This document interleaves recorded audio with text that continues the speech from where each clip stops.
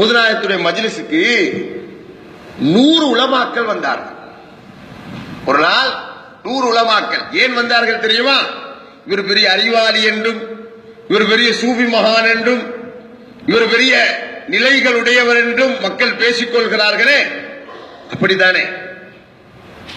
Sufism பேசுபவர்களுக்கு முதல் எதிரிகளாக உலமாக்கள் தான் இருப்பார்கள். யார் சூபிச கொள்கையை பேசுகிறார்களோ அவர்களுக்கு முதல் எதிரிகளாக உலமாக்கள் தான் இருப்பார்கள். இது சுன்னா, இது சூபியாக்களுடைய வாழ்க்கையில இருந்த ஒரு விடயம். ஓதுநாயகம் அவர்கள் சூபிசத்தை போதித்த பொழுது 100 உலமாக்கள் வருகிறார்கள். அது 100 உலமாக்கள் எப்படிப்பட்ட உலமாக்கள் தெரியுமா?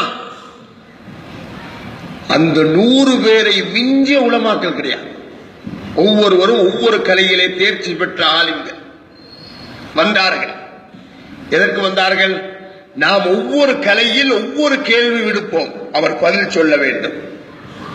ஓதுநாயகம் அவர்கள் வர சொன்னார்கள், வாருங்கள் அமருங்கள். எல்லோரும் அமர்ந்து விட்டார்கள். சற்று நேரம் ஓதுநாயகம் அவர்கள் தலையை தாழ்த்தி விட்டு உயர்த்தினார்கள். நெஞ்சிலே இருந்து ஒரு மின்னல் தோன்றியது. உலமாக்களுக்கு என்ன நிலை ஏற்பட்டது தெரியுமா? தலப்பாகையை கலட்டி எறிந்தார்கள். அவர்கள் அறிந்திருந்த ஜுப்பாவை கிழித்துக் கொண்டார்கள். தலைவிரி கோலமாக தலைகளை ஆக்கினார்கள். பைத்தியம் பிடித்தது போன்று ஆகிவிட்டது. கூடியிருந்த மக்களுக்கெல்லாம் வியப்பு, ஆச்சரியம். என்ன ஒரு அற்புதம் இது! ஒவ்வொரு உலமாவாக கூப்பிட்டு ஓதுநாயகம் அவர்கள் தலையை தடாவி, சுஆலுக்க கதா வஜவாபுக்க கதா, நீ கேட்க வந்த கேள்வி இதுதான், நீ உன்னுடைய கேள்விக்கு பதில் இதுதான் என்று 100 உலமாக்களையும் அழைத்து, உன்னுடைய கேள்வியும் இதுதான், உனக்குரிய பதிலும் இதுதான் என்று சொல்லி அனுப்பியதை பார்த்து பகதாது மக்கள் ஆடி போனார்கள். வியப்புடைய உச்சத்திற்கே போனார்கள்.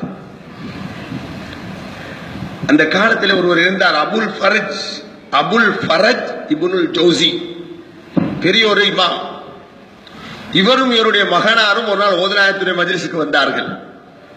ஓதுநாயகம் அவர்கள் ஒரு குர்ஆன் ஆயத்தை சொல்லி விளக்கம் சொன்னார்கள்.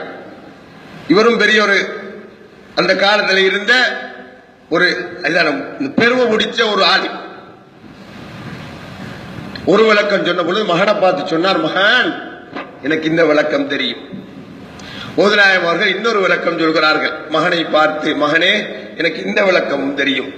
இப்படி 6 விளக்கம், 7 விளக்கம், 10 விளக்கம் வந்துவிட்டது. இவர் சொல்றார் மகனை பார்த்து, மகனே எனக்கு இந்த விளக்கம் தெரியும். 11வது விளக்கத்தையும் ஓதுநாயகம் அவர்கள் சொன்னார்கள். மகனை தட்டி, மகனே எனக்கு இந்த விளக்கம் தெரியும் என்று சொன்னார். 12வது ஸ்டார்ட் ஆகிறது. அப்பொழுதுதான் வியப்போடு பார்க்கிறார். ஓதுநாயகம் அவர்கள் விளக்கம் சொல்லி சொல்லி அந்த ஆயத்திற்கு 40 விளக்கம் சொல்கிறார்கள். அந்த மஜ்லிஸிலே அபுல் ஃபரஜ் இப்னுல் ஜௌசி ஆடி போனார். சுப்ஹானல்லாஹ், நாம் வெறுமனே 11 விளக்கத்தை தெரிந்து வைத்துக் கொண்டு நாம் தம்பட்டம் அடிக்கிறோம். இந்த மாமனிதனுடைய நிலை என்ன என்று ஆடி போனார். ஓதுநாயகம் அவர்கள் ஒரு நாள் உடை நேர்த்தி கொண்டிருக்கும் பொழுது மஜ்லிஸில் இருந்து ஒருவர் நினைக்கிறார், இந்த மசாலாவை பற்றி ஓதுநாயகம் அவர்கள் பேசினால் நன்றாக இருக்குமே, இங்கு பேசுகிறார்கள். திரும்ப இன்னொருவர் நினைக்கிறார், இந்த மசாலாவை பற்றி ஓதுநாயகம் அவர்கள் பேசினால் நன்றாக இருக்குமே, இங்கு பேசுகிறார்கள். இப்படி ஒவ்வொருவராக நினைக்கும் பொழுது ஓதுநாயகம் அவர்கள் ஒரு கட்டத்தில் சொல்கிறார்கள், போதும் போதும் நிறுத்துங்கள், நீங்கள் பேசுவதை மாத்திரம் பேசினால் அது பொருத்தமல்ல, நான் என்னை பேச விடுங்கள் என்று சொன்னார்கள். இப்படியான ஒரு ஆற்றல் கண்ணியத்துக்குரியவர்களே, ஊதுநாயகம் அவர்கள் ஊதுநாயகத்துடைய கராமத்துக்கள் அப்படி நிறைந்து அல்லாஹ் அப்படியான ஒரு ஆற்றலை ஊதுநாயகத்துடைய அந்த மலுகரலே அல்லாஹ் வெளிப்படுத்தினார். அப்ப நாம் என்ன செய்ய வேண்டும்? அவர்களை கண்ணியப்படுத்த வேண்டும்.